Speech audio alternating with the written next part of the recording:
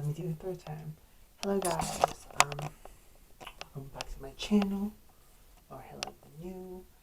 Anyway guys, today's video is going to be a review video. So I'm trying to position my camera so it doesn't fall over again. Okay, so anyway guys, like I said, today's video I'm going to be doing a review on these. So, if you guys have been watching for a while, or if you're new, anyway, basically, I'm a huge Buffy and Vampire Slayer fan. I grew up watching this, one of my favorite shows when I was a kid. Actually, like, the movies, one of my favorite movies, like, I grew up watching the movie a bunch. Anyway, so I found out, well, a while back ago, I was at Sam's Club and I saw this, and I was like, interesting. So basically, so these books, it's basically like a reboot of Buffy, but they have it set to where like Buffy's in middle school, basically. And there's no Willow, there's no Xander. The girl that was Willow, and this one, she's a different name. Sarfina, and then the guy friend is Alvaro. Yeah. So basically, it's like, well, and what's crazy is that, it's in a different town. It's not in Sunnydale. It's in like Ohio. No, it's in Colorado, which I thought was interesting. Was that they have the series set in a different town, not Sunnydale like in the TV series. Anyway, what was also interesting is like there were lots of references towards stuff from Buffy, the series, in these. But yeah, this. Let me. So this is the first one, and so it basically, I was like, what the fuck? Let me read them, and I be like, if I don't like them, well, it's Buffy related, and I have it. It was actually really good. It was interesting to see the approach the author went with, having the series with Buffy as a childhood girl. Also, yeah. And it's like, basically, this book reminded me a little of season 1 because of who the bad guy ends up being. Yeah. And there's also references towards stuff from the show, and it also, the Watcher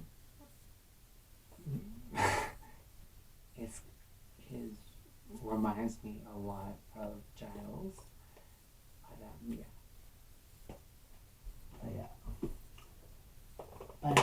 Yeah. And then this is the second one, which I got through reading yesterday, and it's like basically like Buffy's doing summer school, and her best friend, that's the witch, Sabrina, she joins a coven, and Buffy has to figure something's off with the coven. And then her other best friend goes away to art camp, and so she's like having to go to summer school, and there's a girl that picks on Buffy and actually ended up becoming friends, which is interesting because the girl reminds me of Cordelia.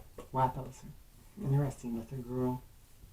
Buffy goes over to her house, and she has 2 dogs, and she names the dogs are named Angel and Spike, which I thought was hilarious because that was another nod to the series. Yeah. But yeah, I recommend these.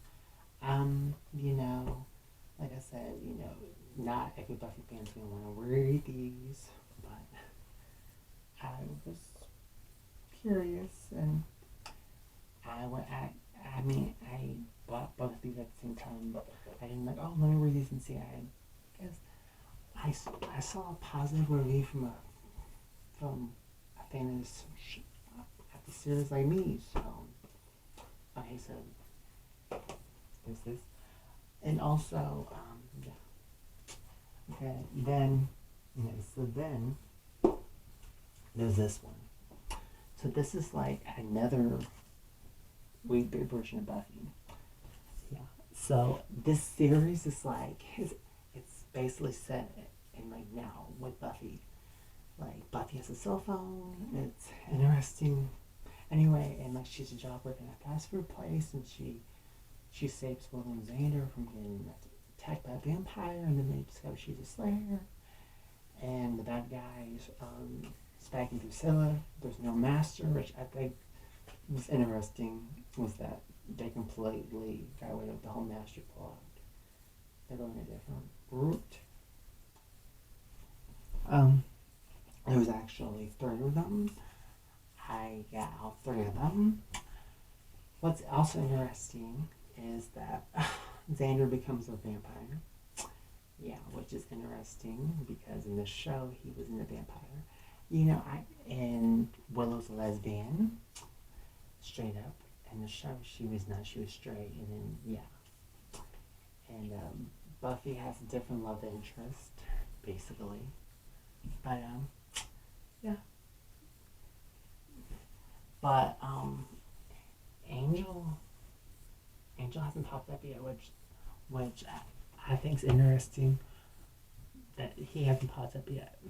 But then also they have these, and then they have the Buffy.